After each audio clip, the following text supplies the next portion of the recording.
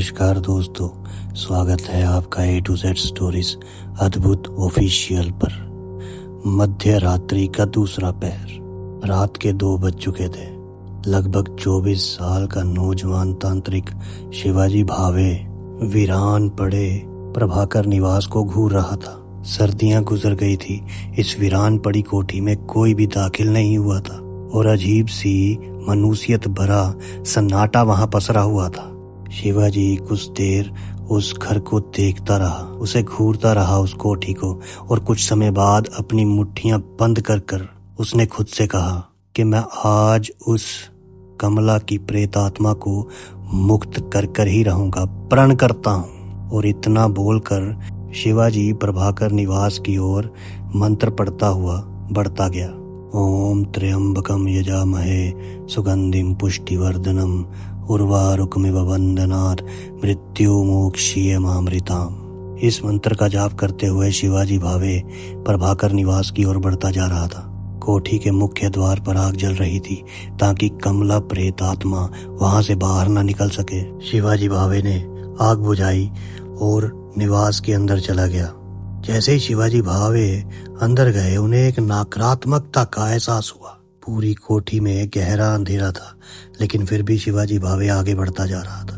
और शिवाजी आगे चलते चलते मंत्र का उच्चारण करते जा रहे थे। उन्हें वहां पर कमला की पायल और उसकी भयानक हंसी की आवाज सुनाई दी। और शिवाजी एक अंधेरे गलियारे की ओर बढ़ा जो शायद एक आंगन में जाता था। आंगन में चारों तरफ अंधेरा था। आगे बढ़ते हुए शिवाजी को एहसास हुआ जैसे उसके साथ कोई दूसरी तरफ से उसकी ओर बढ़ रहा हो। और पायल की आवाज सुनकर शिवाजी समझ गया था कि वे कमला है। जब तक पीछे जाकर वे कहीं छिपने की जगह खोजता, तब तक कमला गलियारे के सामने आ चुकी थी। इतनी भयानक नजर आ रही थी वो।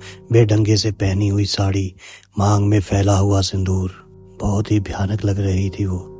फिर उसने हंसते हुए कहा, जमींदार जया चंद्र, क्या तू है? आजा, वर्षों बीत गए इंसान का मांस खाए हुए। आजा आजा, मेरी आज भूख मिटा दे। शिवाजी की हृदय गति ज्यादा से ज्यादा तेज हो गई थी। उनका दिल बहुत तेज धड़क से धड़कने लगा था। उसने घबराहट में इधर उधर देखा तो उसे एक बंद कमरा नजर आया। वो भागते हुए उस कमरे के अंदर घुस गया। कमरा खाली पड़ा था, कुछ सामान इधर उधर बिखरा हुआ था और उसके ठीक सामने लकड़ी की एक अलमारी थी। वो अलमारी में घुस गया और डरा हुआ अलमारी के एक सुराख से बाहर देख रहा था। लेकिन तभी कमला उस अलमीरा के बाहर आकर अलमीरा खोल देती है। जैसी अलमीरा खोलती है तो शिवाजी भावे विभूत निकालकर कमला के ऊपर फेंकता है और मंत्र उच्चारण शुरू कर देता है। कमला शिवाजी के ऊपर हावी होने की कोशिश करती है। शिवाजी मंत्र उच्चारण करता जा रहा था, लेकिन कुछ ही समय में शिवाजी को इस बात का एहसास हो गया था कि कमला उसको मार देगी और उसे खा जाएगी, क्योंकि कमला यही करना चाहती थी। और शिवाजी को पता चल चुका था कि वो कमला को हरा नहीं पाएगा। कमला ने शिवाजी को मार मार कर जमीन पर पटक दिया था। शिवाजी के मुंह पर, चेहरे पर बहुत से कमला के नाखूनों के निशान थे और उसमें से खून निकल रहा था। जब कोई भी रास्ता नहीं बचा तो शिवाजी ने मंत्र उच्चारण तेज कर दिया और ढेर सारा विभूत कमला की आंखों में डाल दिया और बाहर की तरफ भागा। बाहर निकलकर शिवाजी ने उस कोठी का दरवाजा बंद कर दिया और वहां से भागकर रात्रि के अंधेरे में कहीं गुम हो गया। रात्रि का तीसरा पहर यानी कि 3 बजे गंगा जी के तट पर एक सुनसान शमशान, जहां एक जलती हुई अग्नि के सामने एक तांत्रिक बैठा हुआ था जो आंखें बंद कर कर भक्ति में लीन था। उसी के सामने बैठ गया जाकर शिवाजी भावे, और वो घायल अवस्था में था। लेकिन कुछ समय बाद शिवाजी भावे ने कहा, गुरुजी कुछ तो बोलिए। आज तीसरी बार मैं कमला को मुक्ति दिलाने में असफल रहा। उसकी प्रेत आत्मा से मैं हार गया। अघोरी मठ में मेरी गिनती तब तक नहीं हो सकती जब तक मैं किसी शक्तिशाली प्रेत आत्मा को मुक्ति ना दिला दूं। मुझे उसे मुक्ति दिलाने का मार्ग दिखाइए गुरुदेव। तभी तांत्रिक ने अपनी आंखें खोली और कहा, किसी भी प्रेत आत्मा को मुक्ति दिलाने के लिए उसके बारे में तुम्हारे पास पूरी जानकारी होनी चाहिए। बिना ज्ञान के कमला की आत्मा को हराना नामुमकिन है।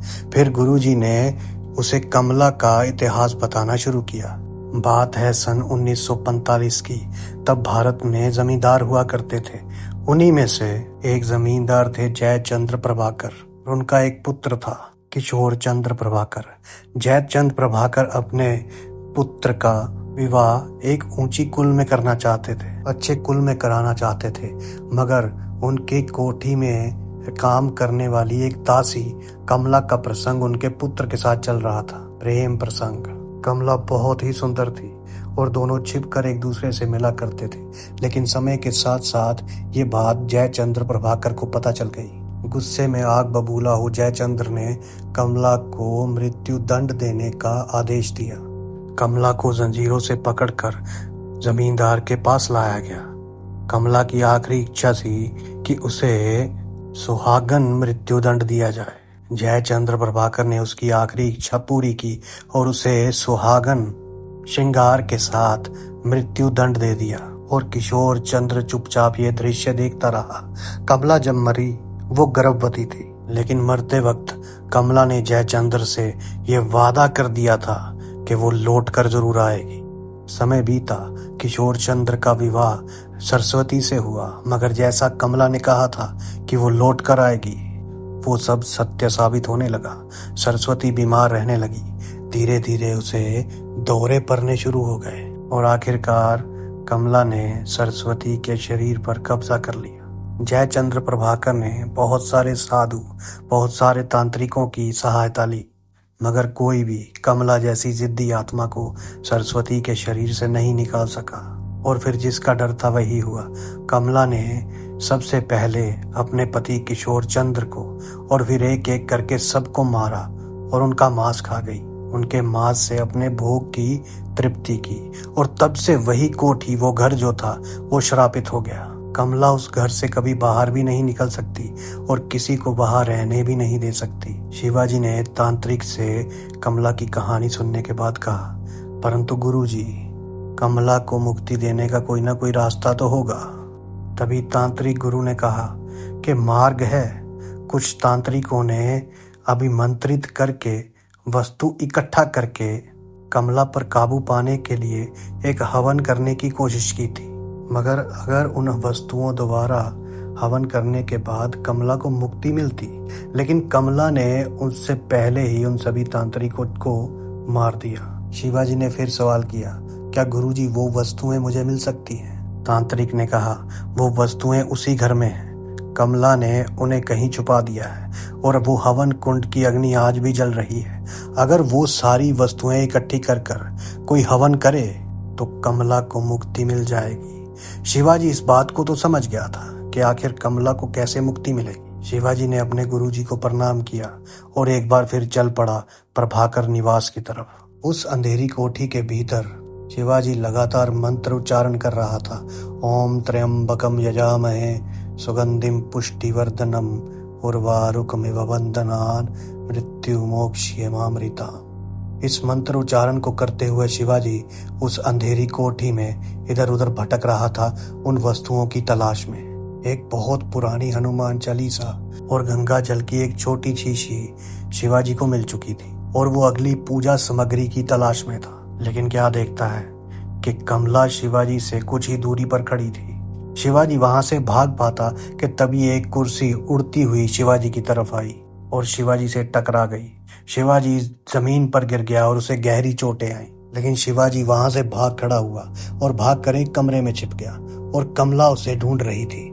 आखिरकार ढूंढते ढूंढते शिवाजी ने हवन की सारी सामग्री इकट्ठी कर ली और अब वो उसी हवन कुंड के पास था, उस आंगन में जहां वो हवन कर सके। शिवाजी ने मंत्र उच्चारण किया और जो सामग्री इकट्ठी की थी उसे हवन कुंड में डालना शुरू किया। उसे कोठी के अंदर से कमला की कहराने की आवाज आ रही थी। कमला बार बार कह रही थी, मत कर ये क्रिया, बंद कर दे ये क्रिया। लेकिन अचानक एक कमरे का दरवाजा तोड़कर कमला उस कमरे से बाहर आई। उसके पूरे उस शरीर पर, उस आत्मा में आग की लपटें जल रही थी। कमला ने कहा, अभी तो तू मुझे मुक्ति दे रहा है, लेकिन मैं लौट कर जरूर आऊंगी। और देखते ही देखते कमला का शरीर और उसकी प्रेत आत्मा एक रोशनी की तरह उस हवा में गायब हो गया। खून से लथपथ शिवाजी कोठी से बाहर निकला। आखिरकार उसने कमला जैसी शक्तिशाली प्रेत आत्मा को मुक्ति दे ही दी थी। कोठी से बाहर आकर शिवाजी एक अंधेरे जंगल की ओर चल पड़ा। अघोरी मठ और गुरुजी उसकी प्रतीक्षा में थे।